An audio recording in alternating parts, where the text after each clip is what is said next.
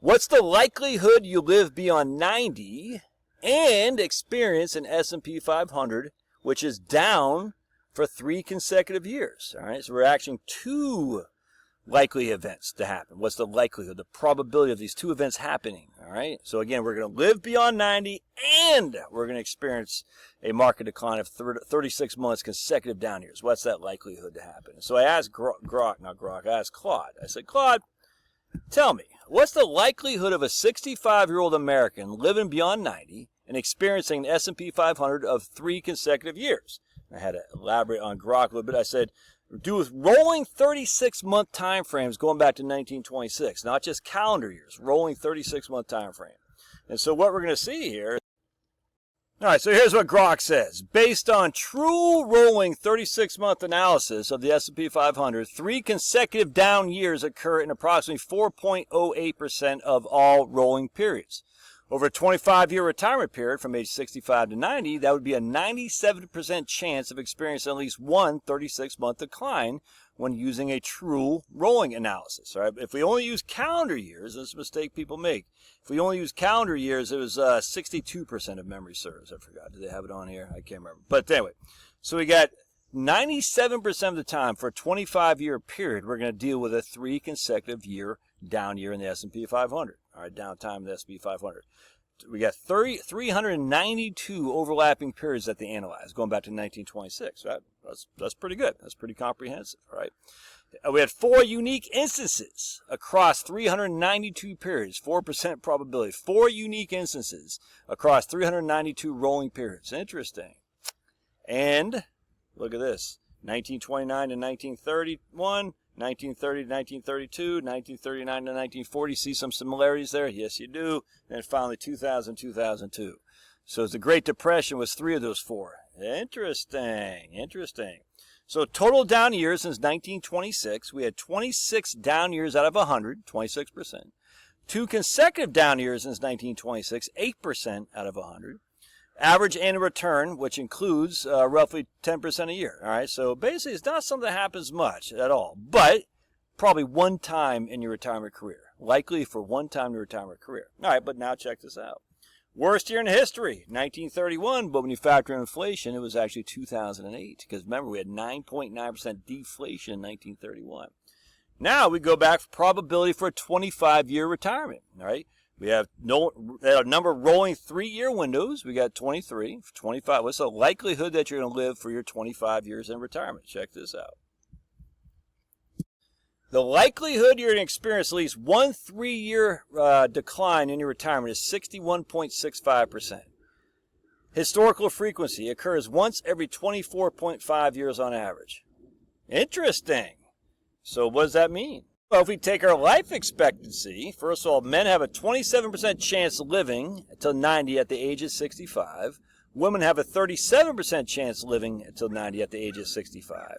That means we have an average likelihood of living at the age of 65 till 90 or beyond, more than 25 years, of 32%. So you see where we're going here so far, right? Combined probability is a 31% probability of living until we're 90 or beyond and experiencing a 3 consecutive years of the down market. And that's for 36-month rolling periods. If we do calendar years, you'll see it's only 19%.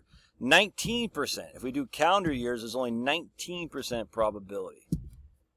So the likelihood of you living until you're 90 and experiencing a calendar year or a 36-month rolling decline consecutive for 3 years or more is less than a third.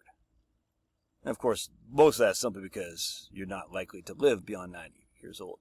In fact, it gets even more interesting on that. Check this out. So I was working with this couple today, and we're just running some numbers. The likelihood of them living until they're essentially, in this case, we're going to say the wife's going to die in 20 years, and pretty significant genetics on that. Husband's going to die in 30 years. All right, so basically an average life expectancy of 25, all right, because husband's going to die in 30, wife's going to die in 20. All right, so we said at the end of the day, you get a 91% probability of dying with money, and that's 1.51 million at the end of today's dollars at the end of their death. And that's just in cash. That doesn't include the house, firearms, baseball cards, the cars, the whole thing. But I said if we change the life expectancy for each one lives 5 years older, 5 years more, it drops to 81% life expectancy. So if we change it, we say the wife will live 25 years, the husband will live 35 years. Is that right? Yeah, the husband will live 35 years. It changes dramatically. In fact, there's a pretty good chance he won't even live 30, but still, it changes it dramatically from 91% to 81%.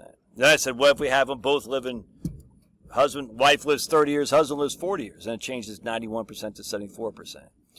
I mean, so a lot of people put the emphasis on the portfolio, the down markets and all that, and this is why I've actually come to appreciate the 3 years of cash instead of the 4 years of cash, because we just likelihood of you experiencing a 4-year down market is so small. I mean, it could happen, but just look, historically, it just doesn't happen very often. In terms of from point to point. I'm not just talking 4 consecutive years of the down market. I'm just saying I was below where I started. I started in Jan 1, 2000 at $100,000. It took me to Jan 1, 2005 to get back to $100,000. That just does not happen that often. I mean, it can, but then you combine that with the idea that are you really going to live 25, 30 years of retirement? And you can see it's just not likely to happen. So if our retirement planning is premised on this idea that there's a decent chance I, A, run out of money because I live too long, and my portfolio gets skunked, it's just the likelihood just isn't high. It's just not. Now, again, the 3-year time frame could happen. It will probably happen over the course of your life, where 3 consecutive years you're in a down market. It probably will. But then you factor in the Great Depression was a primary source of that, and you're like, now I don't want to just cherry pick, but you're like, well, the Great Depression, and that was before it. We made some mistakes with the Federal Reserve Board and all that. They called this a Fed put. Let me show you what the Fed put means. Check this out. The Fed put is a market concept suggesting the Federal Reserve will intervene to prevent the stock market and economy from falling too far. The idea is named after a financial put option, which gives the holder the right to sell an asset at a set price, providing downside protection. Historically, the Fed has taken actions like cutting interest rates and providing liquidity during crisis. Now, they did not do that in the Great Depression.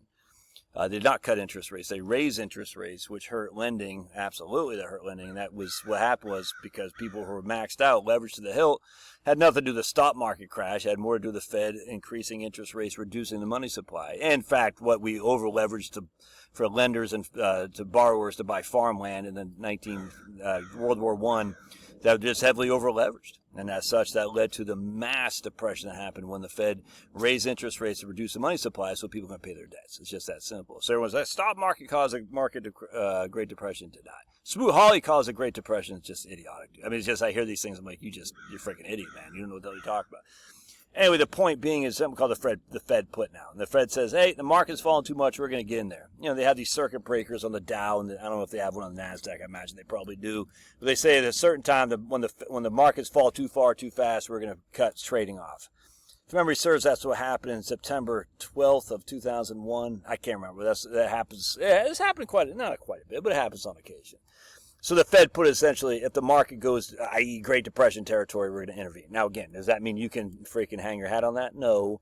But we learned the history of Ben Bernanke and all the other economists that have taken over the Fed from what we did not do during the Great Depression. And so as such, we call that the Fed put now. And it's worked. We haven't had anything like the Great Depression since. We just haven't.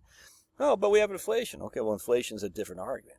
Right now, we're talking about the likelihood of being down 3 consecutive years, 36-month rolling periods, and really the only time that happened essentially was in the Great Depression. And you live in beyond 25 years of retirement. Not highly probable. It's just not. So, I got a mosquito bug. Oh, man. They love me because I'm so sweet. They're like, Josh, you smell so sweet. So if you think I'm sweet, if you think I'm sweet, give me a thumbs down in the thing there. But if you think Pablo's sweet, give me a thumbs up. All right, God bless. Love your thoughts. We'll see you.